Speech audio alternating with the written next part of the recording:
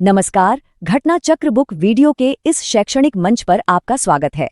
हमारा उद्देश्य है ज्ञान को सरल, स्पष्ट और सुलभ रूप में आप तक पहुंचाना। आइए आरंभ करते हैं अध्ययन और सफलता की इस यात्रा को। उत्तर प्रदेश की पहचान वो अब बदल रही है और यह कोई छोटे मोटे सतही बदलाव नहीं है।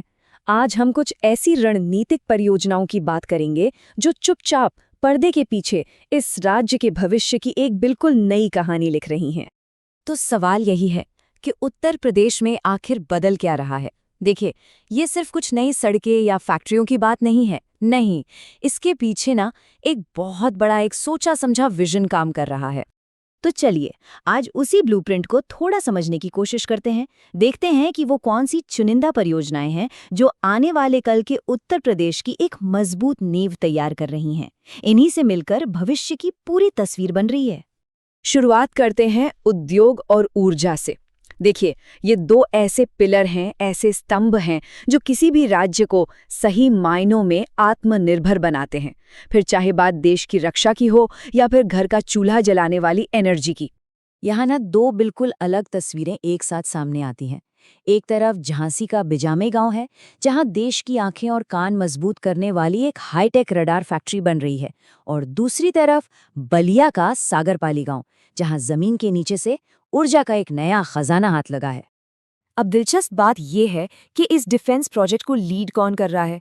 तो ये रडार फैक्ट्री बना रही है भारत हेवी इलेक्ट्रिकल्स लिमिटेड, यानी कि भेल, जो कि हम सब जानते हैं देश की एक बहुत बड़ी पब्लिक सेक्टर कंपनी है। और हाँ, ये कोई छोटा मोटा प्रोजेक्ट बिल्कुल नहीं है।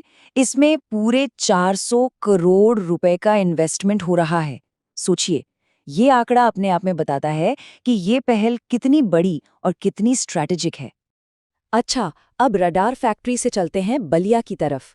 यहाँ सागरपाली में जो कच्चे तेल का भंडार मिला है, उसकी खोज की है oil and natural gas corporation, यानी कि ONGC ने।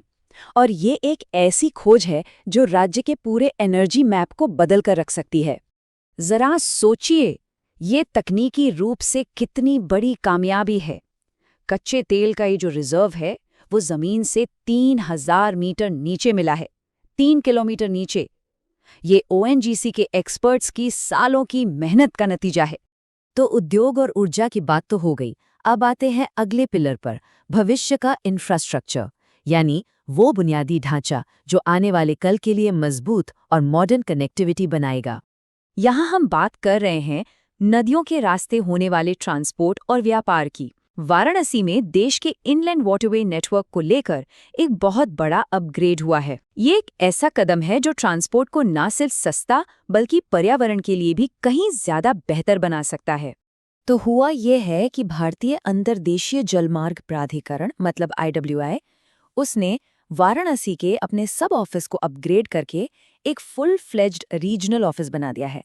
अब गुवाहाटी, पटना, कोच्चि, भुवनेश्वर और कोलकाता के बाद वाराणसी देश का छठा ऐसा सेंटर बन गया है।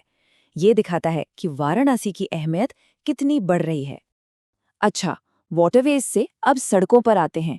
लेकिन रुकिए, ये कोई आम सड़कें नहीं है, ये हैं CMGRIDS। अब ये क्या है?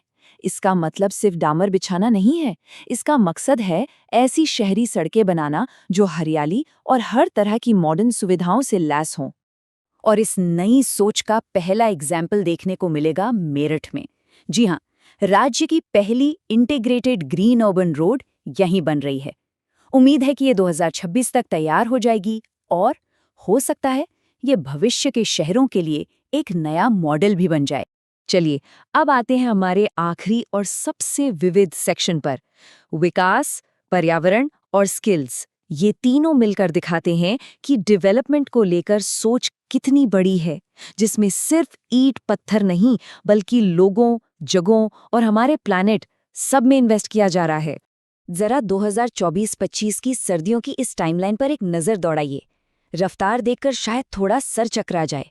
महाकुंभ के लिए एक पूरा नया जिला बना देना, गोरखपुर में नए पार्क खोलना और ग्रेटर नोएडा में एक इंटरनेशनल स्किल एकेडमी शुरू करना, ये सब कुछ बस कुछ ही महीनों के अंदर हो रहा है।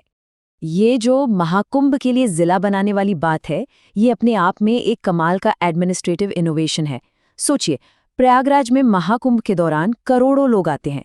अब सब कुछ आसानी से मैनेज हो, इसके लिए मेला क्षेत्र को ही कुछ वक्त के लिए राज्य का 76वां जिला बना दिया गया। कितना स्मार्ट मूव है। अब बात गोरखपुर की। यहाँ प्रकृति और लोगों दोनों के लिए अच्छी खबरें हैं। एक तरफ वहाँ के चिड़ियाघर में हाथियों के लिए एक रेस्क्यू सेंटर और एक बहुत ही खूबसूरत बटरफ्लाई पार्क खोला गया है, और दूसरी तरफ 172 करोड़ की लागत से एक नए पार्क नानाजी देशमुख पार्क का काम भी शुरू हो गया है। और आखिर में वो इन्वेस्टमेंट जो शायद सबसे जरूरी है, लोगों पर।